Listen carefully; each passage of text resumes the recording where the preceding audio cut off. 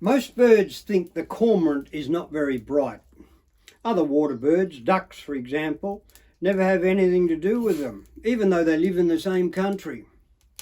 Magpie geese say cormorants are not worth thinking about, even though they too live in the same area.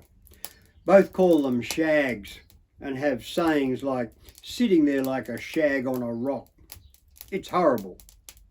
But white cockatoos, who think they are the smartest birds and know everything and never shut up about it, are the worst. They should, if they are smart that is, know that the cormorants have been around much longer than any of the other birds and had all of the Arnhem Land Plateau and the top end to themselves for centuries. Instead of laughing, they should stop all their noise and show some respect. They don't, of course.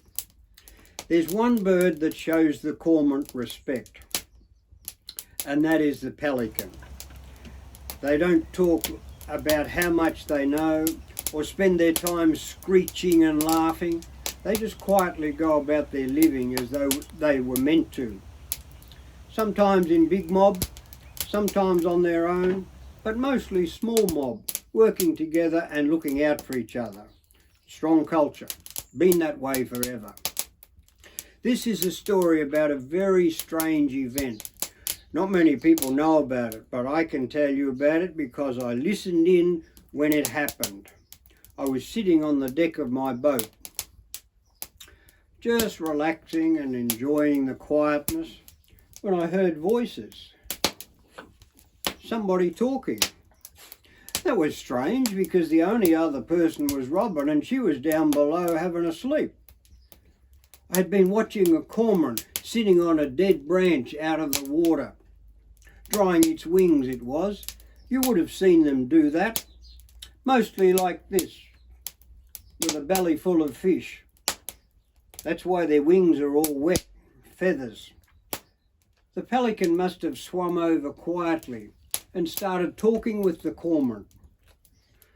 I missed the first part of the talk, but when I listened carefully, this is what the pelican said. We've just come back from way down south. We flew high and the wind swept us along nicely. Looking forward to some good fishing up here. There will be enough for you mob and our mob too. Down south there were hardly any fish, so lots of fighting and people getting hurt. It's good to be away from that. Do you travel far from here? Asked the pelican. Not usually. We find enough to eat around here, and besides, we don't have big wings like you. We get tired very quickly, said the cormorant. The pelican listened, his big eyes taking in everything and adding it to what he already knew. That's how they know so much. They listen and watch instead of chattering for the sake of it, like so many birds do. I am curious about you sitting there with your wings out, not going anywhere. You're not swimming, you're not diving, you're not flying. Why do you do this? The cormorant thought, that's strange. He thought everyone knew their wings get wet and they need to dry out so they can fly. Our feathers get wet when we dive for fish, so we need to dry them before we can fly again, he told the pelican. Oh, sneezy. The pelican looked puzzled. Oh, sneeze again. What's the matter, boy? The pelican looked puzzled, but didn't say anything. We've always done this from the beginning of time, when we were the first people on this land.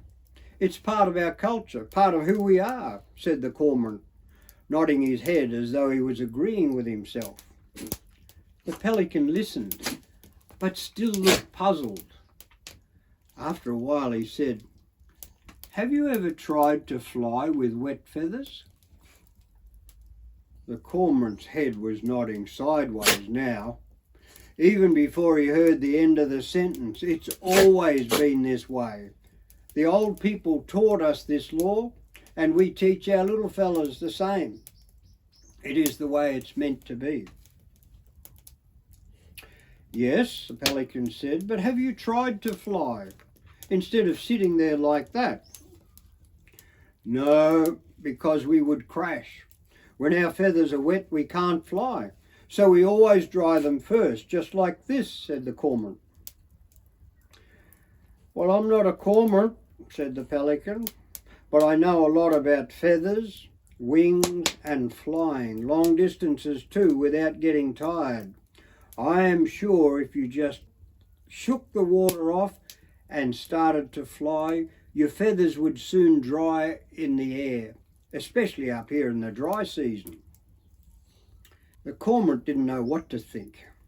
It was hard to argue what the pelican had said, but it's also very hard to change an idea you thought could never be changed, kind of like being caught between a rock and a hard place. He didn't know what to say either. But I don't think the pelican was waiting for an answer.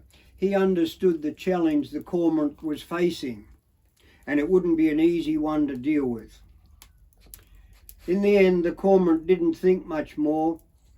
He just dived into the water, got thoroughly wet, swam a little on the surface, shook himself, and without thinking any more about it, just took off.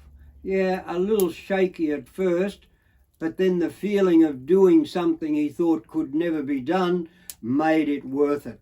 He flew past the pelican, and although you may never have seen it, I saw a pelican smile that day. Whoops, the dog fell off the thing. Somehow the big saggy pouch come up beside his beak and he smiled. He was smiling at something the cormorant thought could never be done.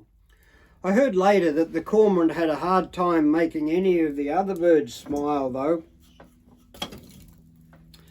especially cormorants.